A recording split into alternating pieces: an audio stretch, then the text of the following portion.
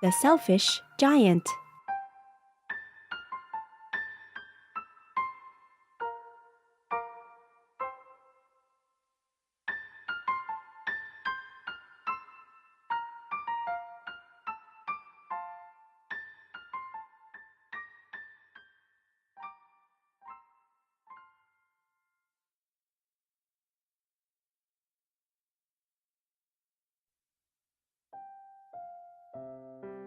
On the giant's property, there was a large garden where colorful flowers bloomed, and the trees bore fruit in every season.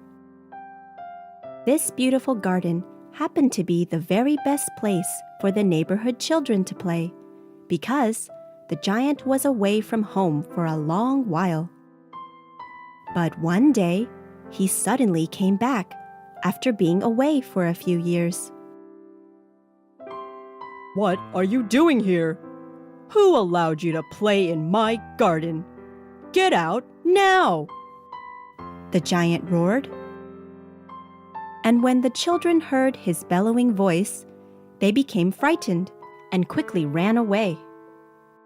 The giant got angry, and he decided to build a high wall all around his garden.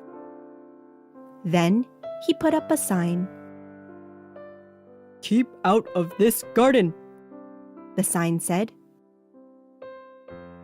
The next day, when the children came to play in the garden again, they saw the wall and they read the sign, and they went back to their homes looking sad and disappointed. Autumn came and went, followed by winter, and then the warmth of spring. The gardens of every house in the neighborhood were alive with the blooming of flowers and the singing of birds.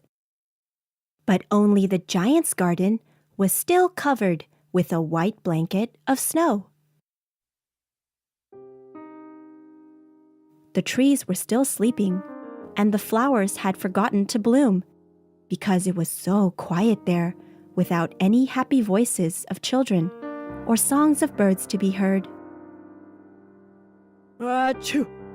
Oh, it's so cold. The giant was so chilly there that he came down with a cold. That year, spring never came to the giant's garden. And what's more, summer never came, and autumn didn't either. In every season, the scenery outside the wall changed, but it was always winter in the giant's garden. And the garden was always covered with snow. The giant's health was getting worse and worse.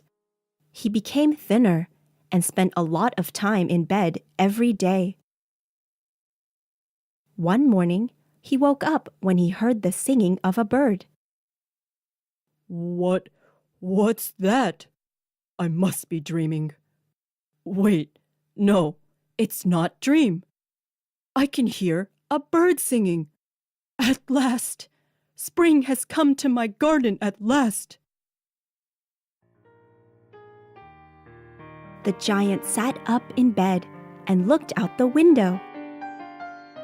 What is that? In his garden, he saw children playing and climbing the trees. Just the day before, the garden had still been covered with snow. But now, spring had come to his garden. Now I see. Now I know why spring would not come here. It's those children. The voices of those playing children brought spring to my garden. He finally understood. He saw a little girl sitting and crying at the bottom of a tree. She was too small to reach the branches. The giant dashed out of his house without thinking, and taking the girl in his arms, he lifted her up into the tree. There. You are all right now. Thank you, mister. She smiled at him and kissed him on the cheek. The giant went into his house, got an axe, and started knocking down the wall around his garden. and he took down the keep out sign too. Hey kids, this is now your garden. You can play here anytime you like.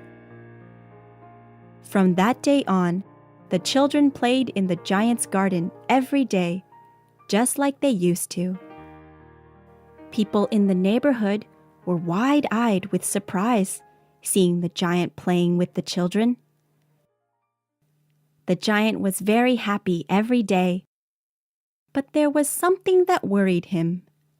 That was the little girl who had been crying at the bottom of the tree. Since that day, he never saw her in his garden again.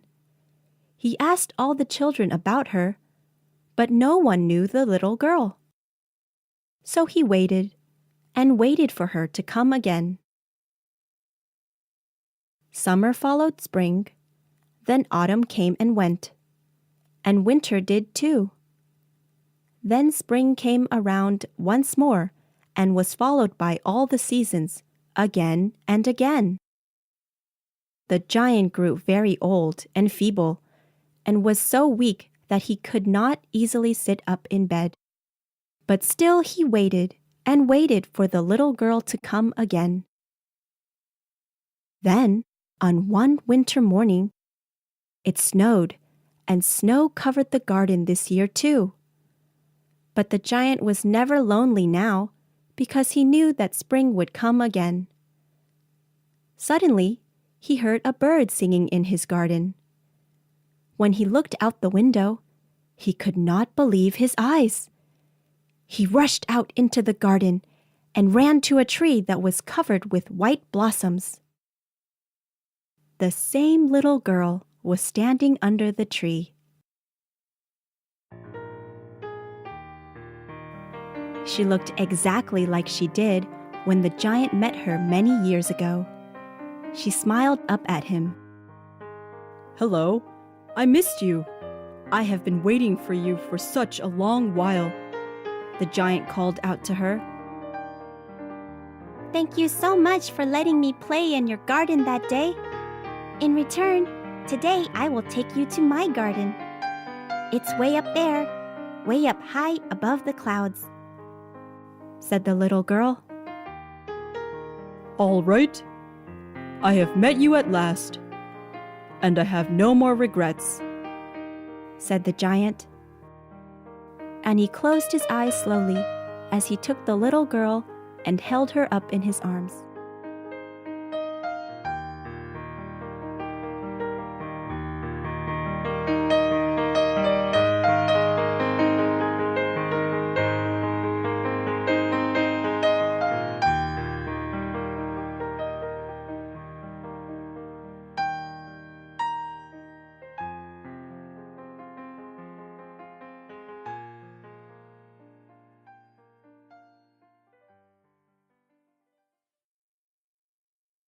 That afternoon, when the children came to play in the garden, they found that the giant had died and was lying there all covered with snow.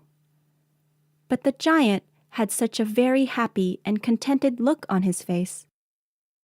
He looked like he was in paradise.